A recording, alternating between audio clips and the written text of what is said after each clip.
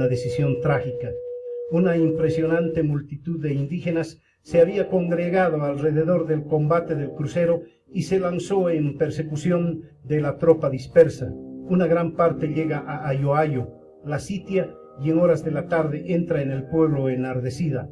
El grupo de heridos y el capellán se refugian en el templo creyendo que es un lugar seguro, pero es una decisión absolutamente inútil.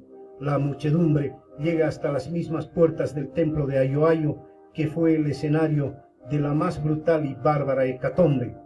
La sangre de las víctimas enrojeció su suelo palmo a palmo. Las escenas de terror comenzaron en el patio de ingreso, precedido de pequeños arcos de piedra. Llegaron a los umbrales del edificio y terminaron en el atrio. Allí perdieron la vida a manos de la multitud enfurecida 27 soldados del escuadrón Sucre, tristemente arrastrados por la irresponsabilidad de gobernantes y revolucionarios a la tormenta de una guerra sangrienta y cruel. Allí murió el jefe Melitón Sanginés y por supuesto el sacerdote José Rodríguez y el capellán José María Fernández de Córdoba. Ludentes Campi. Esa es la frase que usó Mariano Baptista para referirse al drama de la masacre de Ayoayo, que en castellano quiere decir campos del dolor. Eso fue lo que vivió Bolivia en esos días de abril de 1899. El desastre de Cosmini desmoraliza profundamente al presidente Fernández, que después de conferenciar con su alto mando decide retirarse a Riacha. Desiste total y definitivamente de atacar La Paz y vuelve hacia Oruro para convertir esa ciudad en su cuartel general. Mientras tanto, Pando en Sicacica escribe 2 documentos. Uno para los constitucionalistas, pero el más importante a sus correligionarios del país, donde el líder liberal expresa claramente sus ideas. Habla de una revolución o una guerra que es solo un medio de regeneración política. El federalismo, responde el coronel, dependerá de una convención nacional.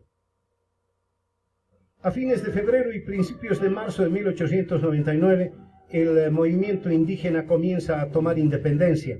Se producen levantamientos en Chayapata, Sorasora, Caracollo, Caracato, Luribay, Sicacica, Inquisibi, Escola, Cajuata, Yaju y decenas de poblaciones donde líderes indígenas, no solamente Zárate Vilca, Juan Leo, Asensio Fuentes, Lorenzo Ramírez, José Tellería, Mariano Inca, Cruz Mamani, están pensando por su propia cuenta y están proponiendo una salida que puede ser un gran levantamiento nacional. Pero el hecho más terrible de toda la historia de la Guerra Federal se da el 1 de marzo de 1899 en Moosa, y las víctimas no son soldados chuquisaqueños, sino el escuadrón Pando bajo el mando de Arturo Eguino. Al salir de Moosa, después de haber cometido algunos abusos, el escuadrón Pando bajo el mando de Arturo Eguino es rodeado por los indios de varias comunidades que están liderizados por Lorenzo Ramírez. Tras el hostigamiento, este parlamenta con Eguino y de manera insólita convence al jefe del escuadrón para que le entregue sus armas en prueba de buena voluntad. Desarmados ingenuamente, vuelven a Moosa, son rodeados y custodiados. Se refugian igual que lo hicieron antes en el templo. Los soldados entonces son cruelmente asesinados por los indios, que matan en una sola noche a más de 130 efectivos de ese regimiento. Parecerá que la violencia indígena es irracional y no tiene límites, pero es la respuesta a una terrible historia de explotación que había comenzado antes de la República y que en la República había tenido ejemplos simplemente dramáticos. Pero el día decisivo sería el 10 de abril de 1899, en las proximidades de Paria, donde hacen cruz el camino de Oruro a Lequepalca, con el camino de Paria a Caracollo. A las 2:05 de la tarde comienza el grueso del combate. López ha decidido colocar a 3 batallones en el flanco abierto, mientras que Pando dispone en orden abierto a 3 batallones. A las 3:30 de la tarde, el Murillo rompe fuego mientras avanza a posiciones enemigas, lo que da pie a un avance a todos los batallones federales. Al anochecer de ese 10 de abril, el presidente Severo Fernández Alonso se da cuenta que la batalla está perdida y ordena la retirada definitiva hacia Oruro. El triunfo del general Pando es también definitivo.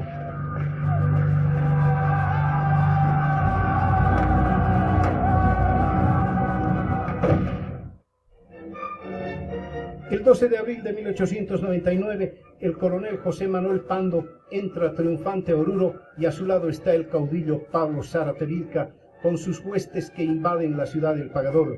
Es una presencia pacífica, pero ya se están adelantando los hechos que van a dividir definitivamente a federales de indígenas. Pando está preocupado y ha adelantado ya varios telegramas indicando que hay que frenar la expansión de los indígenas. Represión es la palabra que se usa. Ya no son necesarios los servicios bélicos de la raza indígena. Es la frase que con un alto grado de cinismo están diciendo los liberales. Pocos días después, la ilusión de un gran levantamiento que aparentemente estaba previsto para el 3 de mayo va a caerse en pedazos con la detención de los líderes indígenas. En tanto, el presidente Fernández Alonso ha abandonado a Bolivia, resignando la presidencia de la República. Bien, hola.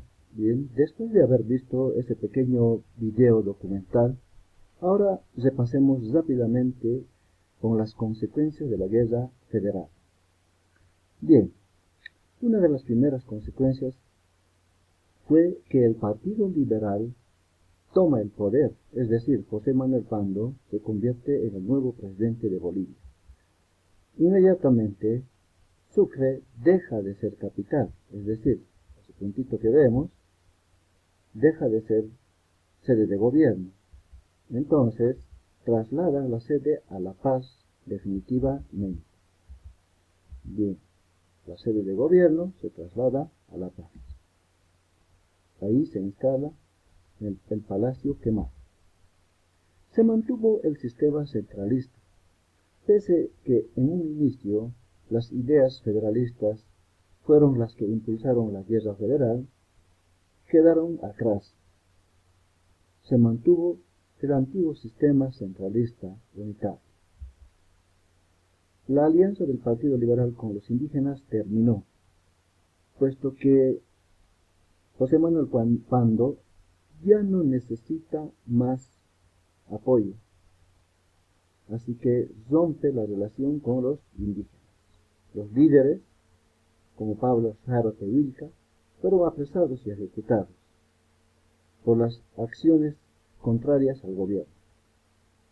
De esa manera, Pablo Zárate Vilca termina y entonces estaríamos terminando con eso las consecuencias de la guerra federal. Bueno, jóvenes, espero que les haya gustado. Gracias. Hasta la próxima clase.